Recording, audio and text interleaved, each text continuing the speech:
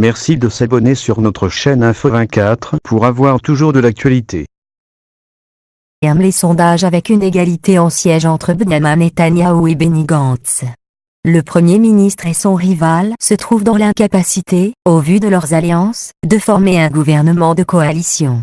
De notre correspondant à Jérusalem, les Israéliens se sont réveillés ce mercredi sans savoir qui a gagné les élections législatives de la veille.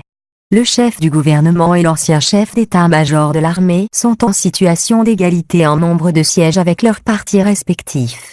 Mais dans l'attente du calcul des résultats définitifs, le principal enseignement de ce deuxième scrutin en 5 mois est que le Premier ministre n'a pas réussi son pari.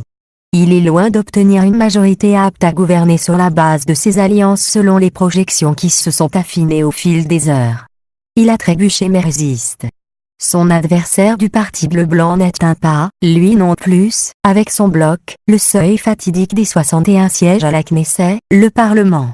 La soirée a été longue et la nuit interminable au siège des partis politiques, et en particulier au Likoud et à Bleu et Blanc, où les militants étaient partagés entre leurs inquiétudes et leurs espoirs. Avec un sentiment de joie chez les partisans de Benny Gantz, qui rêvent de la chute du Premier ministre.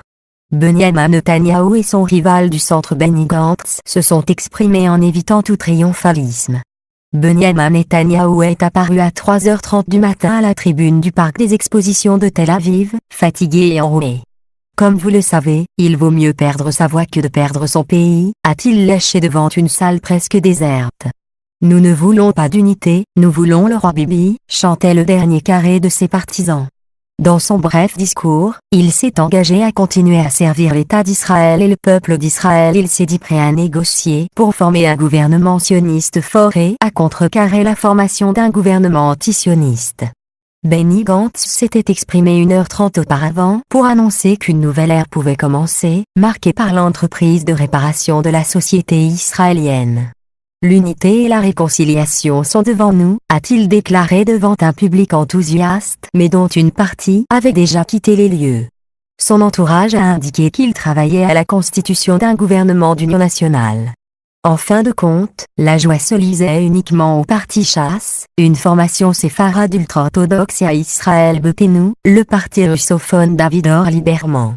Les religieux et les laïcs, symboles des fractures et des divisions du pays, ont tiré les marrons du feu avec de bons scores. À Jérusalem, les disciples du Chasse, vêtus de tenues blanches, ont affiché leurs convictions mystiques par des chants face à leur leader, Aryeh Deri. Avigdor Lieberman a, pour sa part, renforcé son rôle de pivot de la vie politique. Il défend l'idée d'un gouvernement d'unité nationale avec blanc et bleu et, pourquoi pas, le Likoud.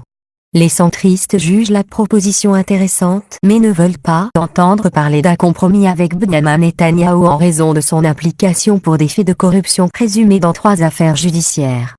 Dans une situation d'impasse politique apparente, le pays s'enfonce dans la crise.